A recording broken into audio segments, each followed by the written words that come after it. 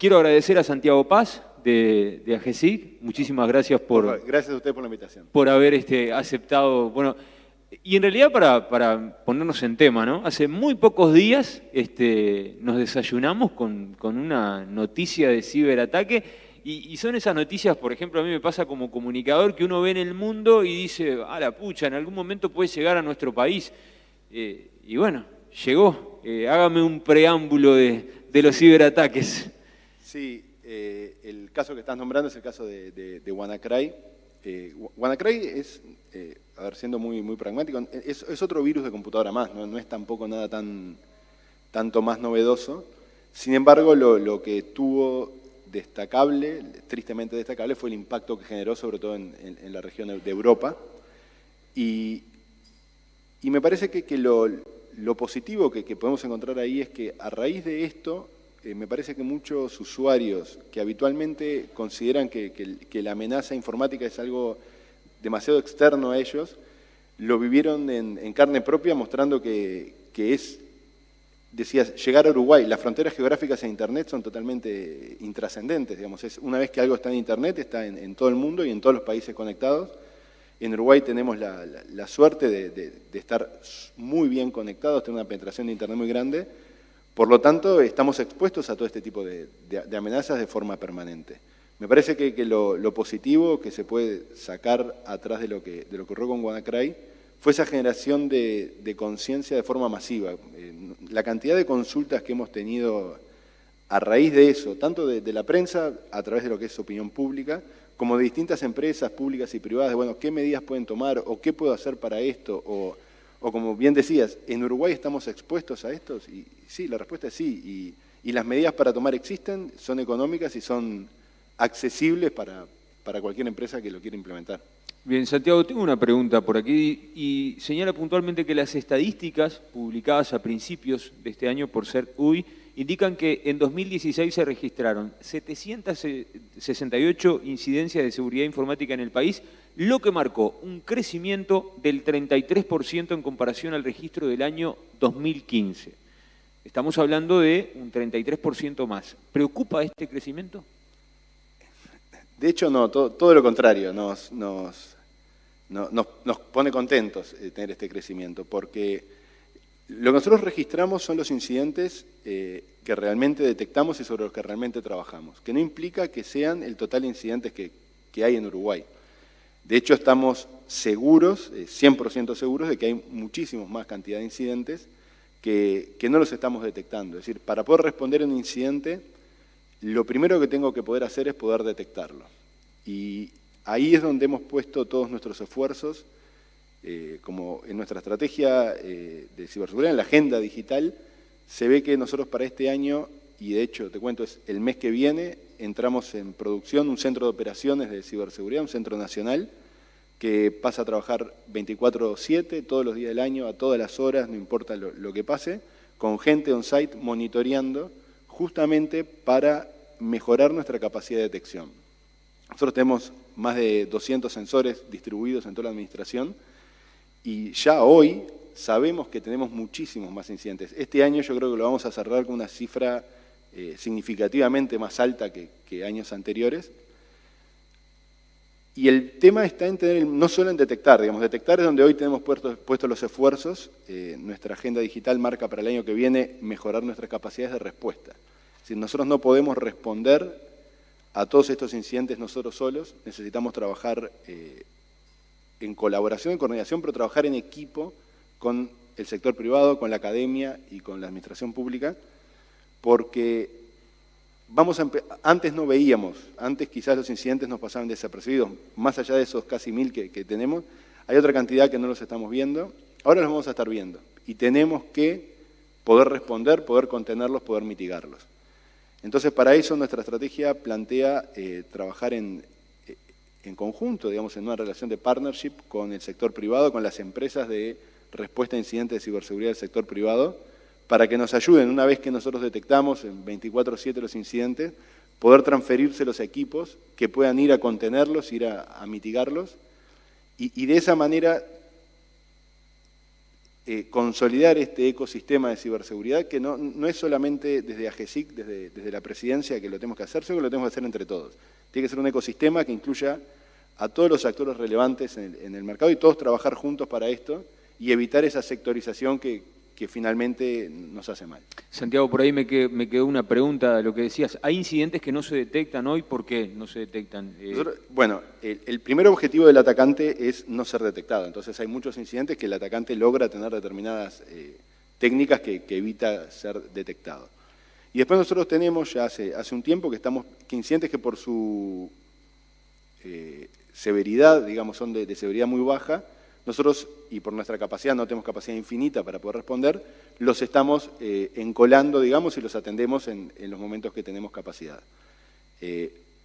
Justamente ese es el músculo del que te hablo. Nosotros, ese tipo de incidentes, nuestro propósito ahora es poder responderlos también. Hasta incidentes que son detectar una vulnerabilidad en un lugar o un ataque que posiblemente no tenga un impacto muy grande, poder no solo detectarlo como actualmente es, sino dispararlo en nuestro proceso de triage, es poder dárselo a alguien para que realmente esa organización lo pueda responder y mitigar.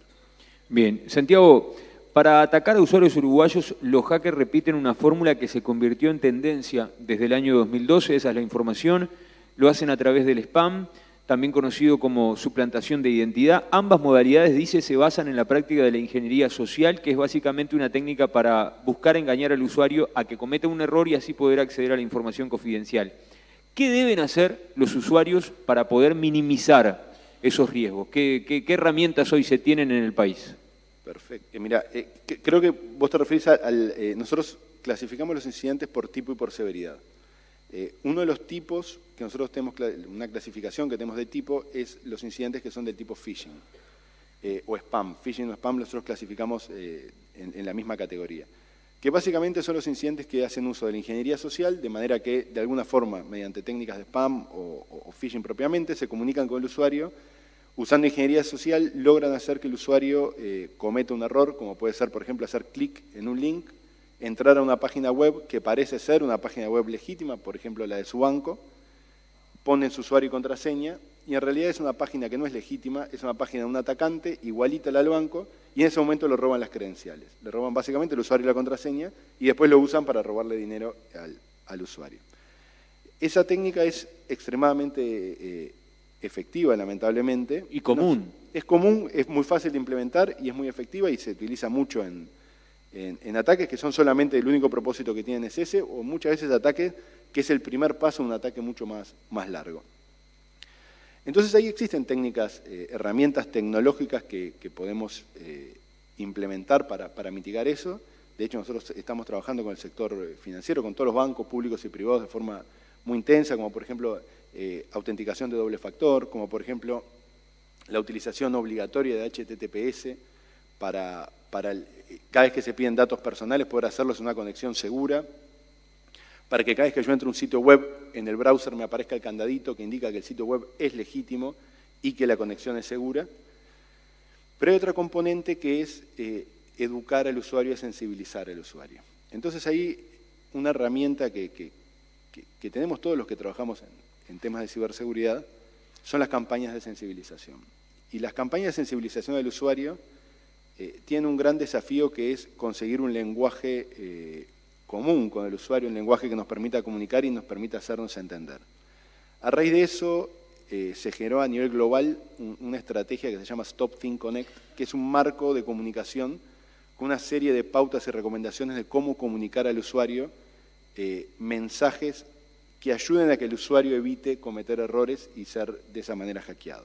Nosotros tomamos esa estrategia y la transformamos en una campaña que se llama Seguro te conectás. Esa campaña nosotros la comenzamos en el año 2014, después hicimos un impasse y ahora hicimos un convenio con todos los bancos, tanto públicos como privados, donde el convenio marca que vamos a utilizar todos, tanto nosotros como los bancos en una primera instancia, luego vamos a ir a otros sectores, esa misma campaña, esos mismos mensajes y ese mismo lenguaje para comunicarnos con el usuario. Posiblemente en los próximos meses ya va a empezar los bancos a comunicarse con sus usuarios, dándoles recomendaciones de ciberseguridad basándose en esa campaña. Ahí el fuerte está en usar el mismo lenguaje, que parece algo que es muy simple, pero es algo muy complejo de llegar a un acuerdo. El mejor ejemplo son los navegadores web. Cuando yo estoy navegando y entro a un sitio, si estoy usando Chrome, me tira un mensaje que dice el sitio puede contener malware, otro me dice el sitio no es seguro, otro me dice el sitio puede dañar. Y lo que se busca es que el usuario entienda que todos se refieren a lo mismo. Entonces es cuando yo quiero que un usuario se sienta cómodo en una página web, ¿qué mensaje le tengo que decir? ¿Cuándo le tengo que decir al usuario, cuidado que esta página web no es legítima? Cuando le tengo que decir a un usuario cómo cuidar el uso de su tarjeta de crédito en el marco de bancarización, por ejemplo, bueno, cómo le doy, qué recomendaciones le doy y darlas siempre de la misma forma, con las mismas palabras, con las mismas recomendaciones, de manera de poder realmente conseguir un efecto en el usuario final. Ese es el camino a seguir. Yo creo que eso es fundamental. Es fundamental y particularmente en Uruguay, que somos un país con mucha penetración de Internet y de tecnología, hubo unas encuestas que se hicieron el año pasado, que es la segunda vez que se incorporan dentro de encuestas de opinión pública, y se hacían preguntas respecto a los aspectos de ciberseguridad. Y increíblemente los usuarios contestaban muy bien. Usted no comparte la contraseña con nadie, usted hace backup, usted tiene antivirus, y siempre la respuesta que da el usuario ante la pregunta formal era correcta. Sin embargo, con las preguntas de control, cuando realmente se verificaba si el usuario lo hacía, se determinaba que el usuario no lo hacía. Es decir, el usuario tiene en su cabeza el debe ser, lo que debería ser, pero a la hora de hacerlo no lo hace. Entonces ahí hay que poner esfuerzos en conseguir que el usuario lo haga, porque es otro de los vectores de ataque, y es un vector de ataque muy fácil de implementar y muy popular, porque este tipo de ataque se hace muy a menudo, que una de las maneras de conseguir reducir el impacto es que el usuario no caiga en el cuento del tío, pero hecho por Internet. Bien, Santiago, en Uruguay los temas de ciberseguridad siguen con un marco legal tradicional. Traté de encontrar información y es muy escueta. Más allá de que se presentaron algunos proyectos, no hay una ley específica de delitos informáticos. En este sentido, hay dos bibliotecas. Los que dicen que se necesita una ley puntual para regular este tipo de delitos y los que dicen que con las que tenemos, con las pocas que tenemos, es suficiente. ¿Qué hay que hacer? Bueno, yo no soy abogado, pero en mi opinión sí se necesitan leyes específicas. Atendiendo además de que cada vez evoluciona más esto, ¿no? Exactamente. Y mi opinión, de vuelta, no viene desde mi conocimiento teórico ni de mi formación, porque no soy abogado, pero viene de compararnos con otros países del mundo. Y básicamente todos los países del mundo incorporan en sus marcos jurídicos, en sus códigos penales, figuras delictivas que están asociadas a cibercrímenes. De hecho, existe una convención a nivel global donde en este momento son 55 países que tienen pertenencia absoluta a esa convención y hay muchos más que están para entrar, que se llama la Convención de Budapest, donde se establecen marcos de cooperación entre los distintos países para poder tratar cibercrímenes, justamente porque las fronteras geográficas y por lo tanto las jurisdicciones desde el punto de vista legal son bastante complejas de manejar en Internet, entonces necesita una colaboración más allá de eso. Eso es mi opinión, yo creo que sí lo necesitamos. Respecto a los proyectos de ley, es verdad, yo creo que debe haber cerca de 4 proyectos de ley que entraron y no prosperaron. Nosotros introdujimos uno en el periodo pasado, se hizo una mesa de trabajo que la convocó Presidencia, donde participaron todos los involucrados, la policía, fiscalía, de hecho hasta Relaciones Exteriores, la universidad, para generar un proyecto de ley que aunque sea genere algún tipo de marco. Lo vamos a volver a introducir en este periodo para que se trate. Pero eso es una parte del asunto. Hay otra parte, que es una parte no menor, que es tener capacidades técnicas en las fuerzas de aplicación de la ley. Cuando digo esto, digo la policía y la fiscalía, y los jueces, por supuesto. ¿Qué significa esto? No solamente se trata de un marco jurídico, se trata de que a la hora de enfrentarnos a un cibercrimen, tener las herramientas en recursos humanos, en capacitación técnica, herramientas tecnológicas, procesos y procedimientos que permitan que tratar un cibercrimen no sea una cosa demasiado compleja y excepcional, sino que sea una actividad normal como se puede tratar cualquier otro crimen. En esa línea, que es la que nos compete a nosotros, justamente la parte no de investigación criminal y no de marco jurídico, sino la parte de desarrollo de capacidades, estamos trabajando junto con el Poder Judicial. Vamos a firmar ahora un convenio también con el Ministerio del Interior para justamente empezar a entrenar y poder generar capacidades técnicas en la policía, en la fiscalía y en los jueces, de manera que todos hablen un lenguaje común y que tengan las herramientas, tanto teóricas como tecnológicas, para poder enfrentar un cibercrimen, que luego irá a la justicia y la justicia tendrá o no tendrá el marco jurídico, ojalá lo tenga, para poder procesarlo, para poder sentenciar, no sé cómo se dice, perdón. Pero también hay que tener la capacidad, no se trata solo de una ley, digamos, solo con la ley lo que nos va a pasar es que vamos a llegar a un punto que tenemos un marco jurídico, pero no tenemos las capacidades para poder generar el proceso que lleve a que se juzgue esos crímenes. Cuando discutíamos en realidad la elaboración de esta pregunta, intentábamos conseguir algún tipo de información y algunos entendidos en la materia señalaban que quienes se dedican a cometer delitos informáticos están al tanto de cuáles son los países en definitiva que tienen penas severas.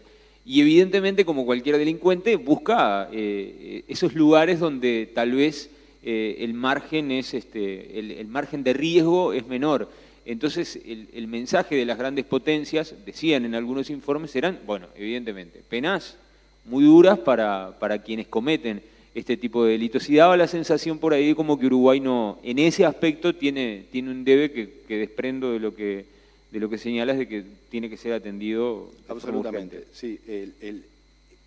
Es real eso. Mira, nosotros la semana pasada estuvimos reunidos con el Consejo de Europa justamente hablando de cómo íbamos a seguir en Uruguay para poder desarrollar estas capacidades y para conseguir apoyo en ese sentido. Porque es verdad, las grandes potencias entienden que a medida que existan países donde no es delito un ciberdelito, se transforma en una suerte Y acá pueden hacer negocios. Claro, de un lugar de, bueno, si yo inicio esto desde Uruguay, como en Uruguay no es un delito, nunca va a prosperar una investigación a nivel internacional. Entonces sí existen, desde el Consejo de Europa, Estados Unidos, OEA, hay una cantidad de organizaciones que promueven este tipo de cosas, y sí, tenemos que hacerlo. Y también creo que hubo un estudio hace 2 años, la Universidad de Oxford hizo un estudio donde midió la madurez en ciberseguridad de los distintos países de las Américas. Ya había habido un estudio anterior de ITU un par de años antes, y realmente Uruguay queda muy bien posicionado en esos estudios desde el punto de vista técnico, desde el punto de vista de capacidad, desde el punto de vista de cultura, una cantidad de factores que realmente, de privacidad de datos, donde realmente Uruguay queda muy bien posicionado. De hecho lidera la región junto con Brasil y otros países, pero queda realmente muy bien posicionado. Sin embargo, hay un rojo ahí, hay un punto rojo que tenemos en ese aspecto.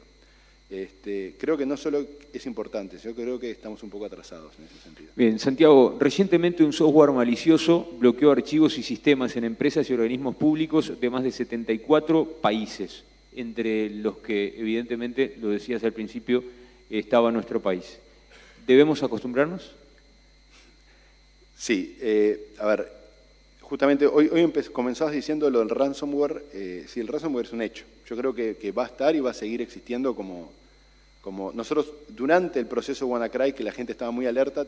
De hecho, tuvimos reportes de otro tipo de ransomware que no era específicamente WannaCry. Creo que sí, creo que es un hecho que que el concepto de ransomware llegó para quedarse y como decías hoy, desde 2012, ya hace muchos años que estamos teniendo esto y va a quedarse. El caso de WannaCry fue algo extremadamente masivo. WannaCry requería que al menos una persona hiciera clic para comenzar el proceso de infección. Esto comenzó en Europa, fue extremadamente destructivo, pero fue tan destructivo que se coordinó muy bien a nivel global, de forma que cuando amaneció en las Américas y la primera persona hizo clic, ya las contramedidas básicamente estaban tomadas, y lo digo muy en serio. Yo creo que eso fue lo que nos salvó de no tener problemas tan masivos como se dieron en Europa.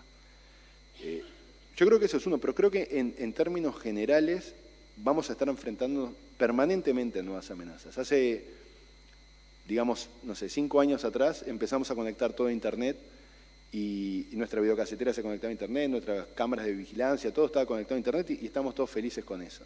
El año pasado se dio el ataque más grande de negación de servicio de la historia de Internet a fines de octubre sobre unos DNS de DIN y ahí generamos conciencia. Internet de las cosas, de hecho hubo una charla en este evento, Internet de las cosas es muy lindo, todo está conectado a Internet, todo lo manejo desde el celular, pero tengo un riesgo grandísimo de que se pueden generar ataques porque no hay medidas de ciber. Y empezamos a trabajar y a decir que, bueno, los fabricantes tienen que tomar medidas, bla, bla, bla, bla, y seguramente lo van a hacer, pero lo van a hacer dentro de 1 año, 2 años. Y mientras tanto vamos a tener que estar viviendo con eso. Y dentro de 1 año, 2 años vamos a encontrarnos con otro tipo de amenaza. Y esto es un tema de un ciclo continuo, es un círculo donde permanentemente vamos a encontrarnos con nuevas amenazas, permanentemente vamos a encontrarnos con más amenazas, y claramente que la solución de mirar para el costado no es una solución. Digamos. En algún momento hay que tomar cartas en el asunto y trabajar para luchar contra eso. Bien, Santiago Paz, está muy interesante la charla. Me lo recriminaron ayer, y no sé si alguien quiere hacer alguna consulta. Está buenísimo. No sé si alguien quiere preguntar algo puntual, estaría bueno. Si no, vamos a dar por concluida la charla, a ver si alguien tiene alguna duda, alguna sugerencia. Nadie levanta la mano. ¿Quedó todo claro? Ahí abajo. Por aquí. Bien. Sí, claro.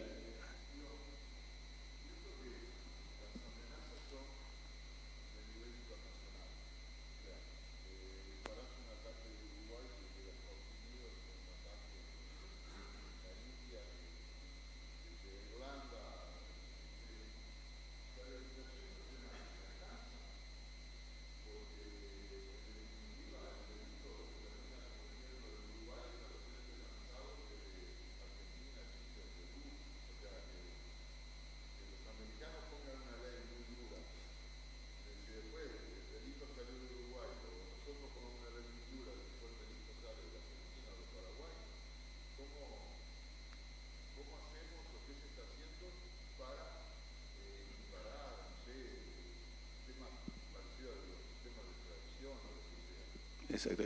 Muy buena pregunta, la reformulo por si alguien no lo escuchó. La pregunta que hacen es, dado que cuando se comete un cibercrimen o un ciberataque, lo más habitual es que haya más de un país, 2 o muchos más países involucrados en ese ciberataque, por lo tanto hay 2 o muchas más legislaciones involucradas en ese ciberataque. ¿Cómo se intenta normalizar de manera de que los marcos jurídicos se apliquen igual para todos y no que, por más que Estados Unidos ponga un marco jurídico súper fuerte, súper agresivo, si el ataque se inició desde Rumania y el marco jurídico era más liviano, no hay problema. Sí, los esfuerzos justamente que están ahí, existen varios. El que ha tenido más éxito es la Convención de Budapest.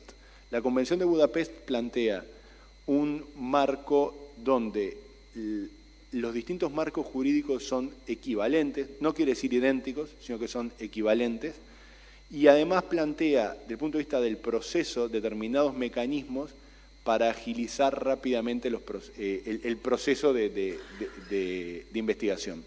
¿Por qué? Porque yo inicio el ataque desde Uruguay a Argentina y después que tomé un servidor en Argentina inicio un ataque contra Brasil. Cuando la policía brasilera encuentra la primera evidencia, encuentra un ataque que viene desde Argentina. Hace el análisis jurídico, si efectivamente se trata de un crimen en Brasil, hace un exhorto internacional a Argentina. Argentina hace la investigación, si efectivamente se trata de un crimen y descubren además que el origen era Uruguay, hacen otro pedido, otro exhorto hacia Uruguay. Y eso demora meses, y en términos de un ciberataque, esos meses es lo mismo que decir desechemos la investigación. Entonces estos acuerdos internacionales, en este caso Budapest, Naciones Unidas creo que también está trabajando en algo de eso. Lo que buscan es no solo normalizar los marcos jurídicos, es decir, que el delito sea delito en todos lados, que no llegara a un país en la cadena que diga, no, acá eso no es delito, por lo tanto se corta la investigación. Entonces, no solo es normalizar eso, sino además dar herramientas dentro del proceso que permitan agilizar y conseguir la evidencia en tiempo y forma. Fantástico. ¿Alguna otra pregunta?